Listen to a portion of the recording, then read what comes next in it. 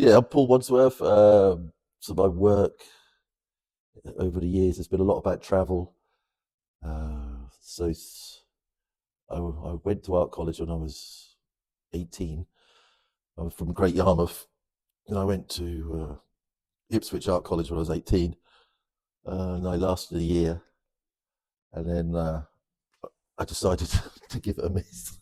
And then I ended up going traveling and buying a bus instead, and then taking off around Europe and doing that, which led to me becoming a street artist, which I saw I ended up being a street artist. So I was doing like copies of like pre-Raphaelite things and all sorts of various known paintings. So I'd do it on like loose canvas, stretch, put out on the floor. Like in Barcelona, I used to do it on the Ramblers, and then I'd do it in Italy, various, all England, different places. That's why I was allowed, I could travel. So painting became a way of kind of funding my lifestyle, really, but in a very kind of ungallerified way. It wasn't very gallerified, so it was just like. Then I used to do like portraits of like Marilyn Monroe and Elvis Presley and people like that, famous people. I'd do the portraits before I'd go out, and then I'd lay them on the floor and then sell them for like, I can't remember, 30 quid each or something. So I'd do that kind of stuff, and then through that I used to get commissions. People used to come up to me when I was saying, "Can you do this? Can you do murals on my in my house, or can you do portraits of my husband or kids?" Or so I ended up getting all these strange commissions as well while doing that, which sort of kept me going. I did that for like for 5 years, I think, something like that. And then I got bored of that, so I decided to go back to art college. So I went back to Ipswich to finish off my foundation fee. And then I did that. And then I decided where to go from then. So I decided to go to Falmouth in Cornwall to do my degree. So I was about 27 then, I guess, something like that. It was a small little art college in those days, down Wood Lane, very painterly, nice tutors. Yeah, it was a good choice. I was glad I did that. That led to a whole lifestyle. I'm still in Cornwall, yeah, still surfing and still painting. So I finished that, and then it's just trying to make money. So I ended up teaching at Camborne 2 days a week, which was teaching life drawing to the NDs and foundation, which allowed me to paint and carry on painting. But my best first into was I got into Badcock's Gallery in Newland. They were a good gallery, and Alison, who was this lovely lady who had this gallery in Dubai, she'd been living here since the 70s. Came to the studio, liked what I was doing, and invited me to Dubai. And I like, well, where the hell is that? Where's Dubai?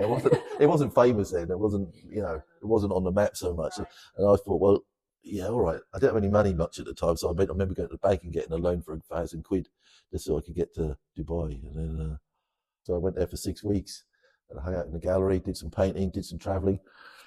Those days were good. Do you know what I mean? She was the only art gallery in Dubai, so we just had great times. There was like paintings were just selling like that. After Dubai, and then I started doing a lot of work about the Middle East and doing stuff about that. And then that's when I started showing my Badcock's Gallery in Newland. And then I ended up showing, because of that, I did a really nice catalogue, or the gallery did, and I just sent that to galleries in London. And then I picked up a gallery, Kings Road Gallery. I started showing with them. I started showing with quite a few London galleries. And it seemed to be, for me, I, it just seemed easy. But I don't know now. I don't. I shouldn't have seen it like that. Because things were just galleries were just offering shows. And I ended up, and I took it for granted a little bit. It was just like coming at you. And I always wanted to go to India just because it always has this fascination of the chaos, the spiritual, the color, the anarchic. It has everything. Much more than Dubai does. I mean, totally different. It's a totally different thing, and it's like the sacred and the profane. It's all that kind of vibe, and it's just lovely. So I started going there. I went out, and then that kind of just led on to more and more. So I've been going out 12 years now, I think.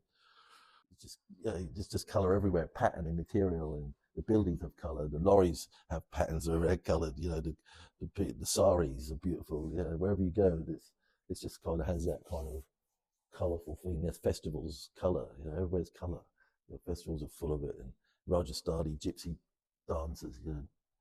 Full of colour. You go to some events, and whatever. It's always involved.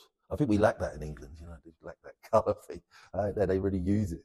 It's a real thing. It's sort of like out there. The pigments you see everywhere of Indian pigments, and it's the heat as well. The heat brings colour.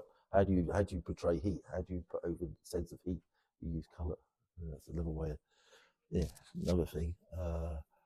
Color has a certain magic to it, and for me, it's something I'll always be learning about. It's something you can't ever know everything about color and the relationships of color and how to play with it and how to use it. And, you know, it's so exciting. That's I find that exciting. I do sketchbooks. I do photography. Obviously, take pictures. Not photography. That sounds really like I know what I'm doing. I take pictures on the phone and all of that kind of thing. But I don't use that for my paintings. That's just a way of putting sort of ideas in my head, especially sketchbooks and sticks things in your head. So when I'm back in the studio in England, I'll just start a painting with no idea whatsoever, and then I just start adding paint, playing with color, playing with rhythm, playing with movement, playing with all these things. That kind of are connected to nature. Do you know what I mean? And that whole rhythm, the whole idea of color, the balance, your sense of balance, all that is important. So I do all of that, and then out of that comes out a story, comes out a painting, and so it is a narrative involved somewhere. Usually, figures start to emerge, and these only emerge because of the experiences I've done. Because of the experiences I've had, start to come out. So back in the studio, I'll have like 9 or 10 paintings on the go. And I start these things without any specific idea. So I start painting, and then you start waiting. So I'll work on this one, I'll work on that one, and then I'll come back in the studio the next day, and then you see something, or you might not on one of them, and you start working on that one. But always try to keep the energy. And my paintings are quite physical paintings, so it's important to keep a physicality to them, and keep that rhythm going, and keep through the brush mark, through the balance of color, through it's just through different ways of applying paint. So I'm working on these like 9 or 10 paintings, and then I'll bounce from one to the other. So maybe I'll mix up a red, and I'll put it on one painting, and out of the corner of my eye, I see that the painting over there wants some red. So I'll go over to that one, do that. And then you're building up and building up. Maybe I'll just concentrate on just the one painting for a bit, and then start pushing that more. And then I might start seeing something, maybe I'll see figures, maybe I'll see, I don't know what it is. Something will start growing out of the paint. So it emerges out of the paint. It's a process related to merge. But the first things come from nothing, really. I mean, it's coming from, I'm just painting anything, and then I just put color down, brush mark down. Then I start responding. The initial stuff is nothing. It's just kind of paint and color. I'm using color. I've chosen the colors because I've been to India, so I've chosen color. I've chosen specific colors for that. But I'm not responding to anything at all. Because of the way I work, it's a lot of layers and layers and layers. I don't put anything in the paint. I mean, I use oil paint. Sometimes I add liquid into it to speed up the drying and things, and it gives it more of a gloss. But I don't add anything to create texture. I like texture, but it's not something I intentionally desperate for, but it happens because of the way I work. Because you start off with one layer, and then you have to put then more paint on top to find it and find it and find it, and then you scrape it, and then you start and build up all these marks. And so over time, you build up a lot of texture. You do, and it becomes part of the painting, that physicality of the paint, and you get all these layers of other paintings underneath, which I think is really, for a painting to have a history. Do you know what I mean? It's not something I think I've got to have texture. I'm not going to start chucking loads of things on there to make texture. I don't. It's not my plan. It just happens because of the way I'm doing things. It's just a part of what happens, and yeah. I think some people, go out to create a painting that is textural. Do you know what I mean? Maybe they add plaster, or maybe they add things. I have done that back years ago when I was doing purely abstract. I used to mix plaster with glue, and I create a surface, I create texture, I create that because it was part of this desert landscape or whatever it is I was dealing with.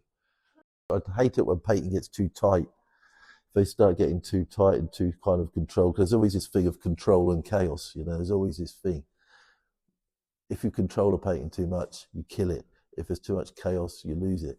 So it's this sort of balance all the time. There's always this balance of kind of getting the two. But if it goes too controlled, I'll just get some card, large bits of card, and I'll just scrape it and knock it out, knock the thing out. And that leaves a sort of a history of what I've been doing before, which then allows you to work on top of that. So you end up with layers. Each painting is made out of about 4 or 5 layers of paint. So there's been 3 or 4 incarnations, of paintings. It's not the first hit. I don't like paintings that are a first hit. That's why I won't draw first. I won't kind of have an idea first, because otherwise you get tempted by the by the design, by the graphicness of an image, which I'm not interested in at all. You know, something deeper in a painting than that, than showing an image, what people can respond to and go, oh, that's nice. There's something else. There should be something else in the painting which is much more personal, what you're trying to do.